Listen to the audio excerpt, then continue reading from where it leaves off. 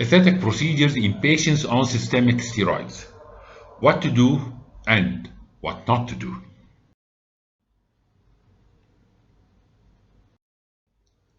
A practicing dermatologist should have a good basic knowledge about cortisone, as cortisone is a strong weapon in the armamentarium of the dermatologist, and we use it to treat a large spectrum of dermatologic disorders.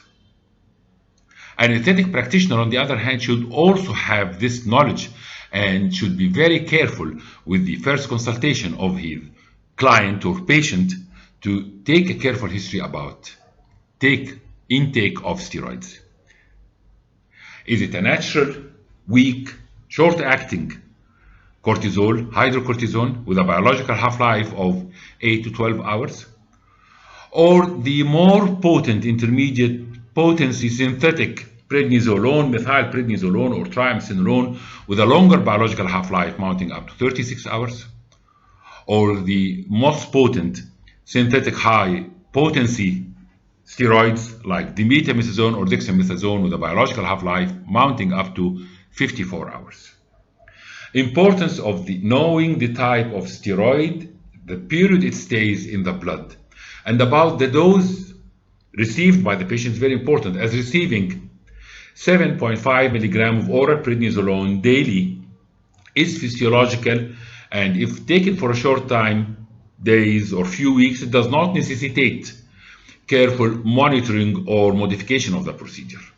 While taking higher doses like 40 milligram prednisolone per day for more than 3 weeks, 1 to 3 weeks in some references, is important to consider and to monitor the patient with. Not to mention patients receiving intramuscular triamcinolone for years or pulse therapy for disorders. So what of these aesthetic procedures that we should avoid doing in patients receiving systemic steroids for a long time? Is it the injection of botulinum toxin or the hyaluronic acid fillers or the thread lifting or support? Is it the energy-based devices with the energy in them, including the lasers, or the chemical peelings with the damage induced on the superficial layers of the skin, the guarded damage that we do? Is it the dermapen to stimulate collagen induction, or the platelet-rich plasma injections or mesotherapy? It is the cold steel surgery or the lipomodulation that we should avoid in patients receiving systemic glucocorticoids for a long time. The answer is none of these is absolutely contraindicated in literature. So the question is not what not to do. The question is, what should we do? Because we are going to do these elective aesthetic procedures when indicated for the patients who ask for them. But we have to be very careful. First of all, we have to work in conjunction with the treating physician, as receiving prolonged courses of systemic steroids is for an underlying illness that we should know about. The underlying illness may modify our approach to the patient or even necessitate that we immediately stop the procedure and don't do it. Glucocorticoids prolonged intake may induce complications, and we have to monitor them laboratory and clinically with the treating physician. We have to be very cautious of that. And if the procedure we are going to do necessitates general anesthesia, then the anesthetist should be included with us in the careful history of the steroid systemic intake for the last 3 months. Again, we have always to put in mind and to remember that receiving systemic glucocorticoids for prolonged time is to treat an internal illness. Putting the patient into the stress of an aesthetic procedure may require increasing the systemic steroid dose to control the underlying illness. We do not want to give the patient the benefit of an aesthetic procedure and ignore that there could be a flare-up of the underlying internal disorder. Again, in close cooperation with the treating physician. Patients receiving Long courses of systemic steroids are more prone to psychotic problems. So doing an aesthetic procedure on a patient with psycho-emotional or mental imbalance is something that we should take very carefully.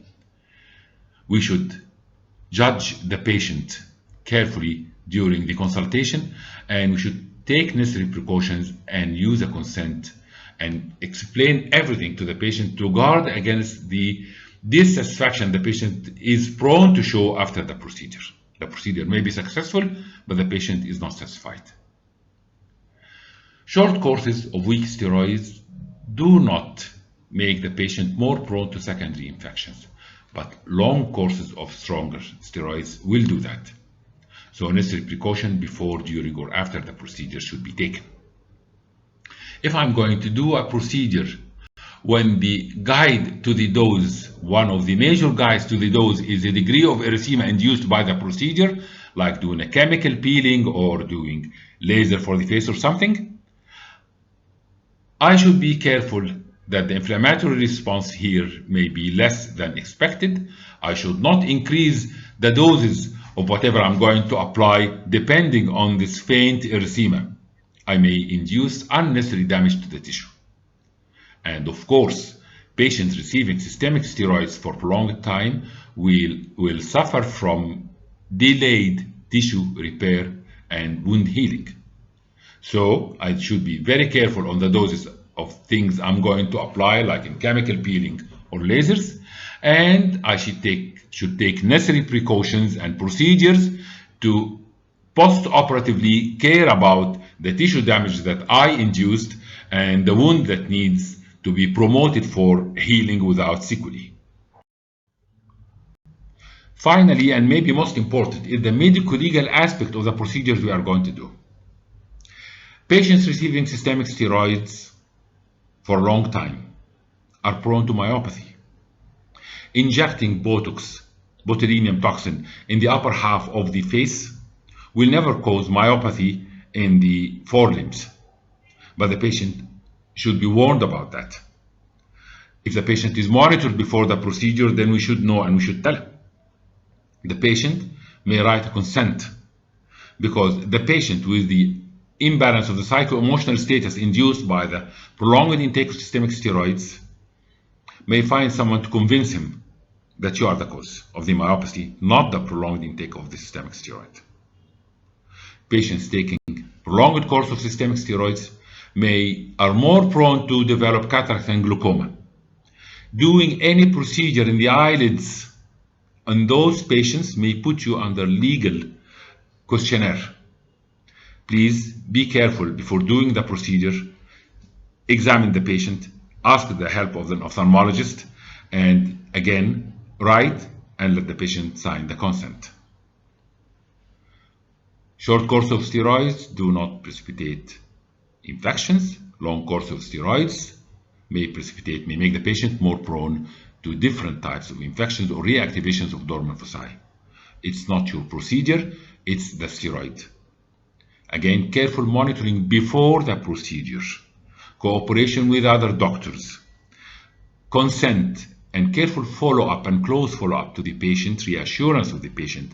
You are here to help the patient if problems occur, not because of your procedure, but because you know that on systemic steroids, this patient is more prone to other problems.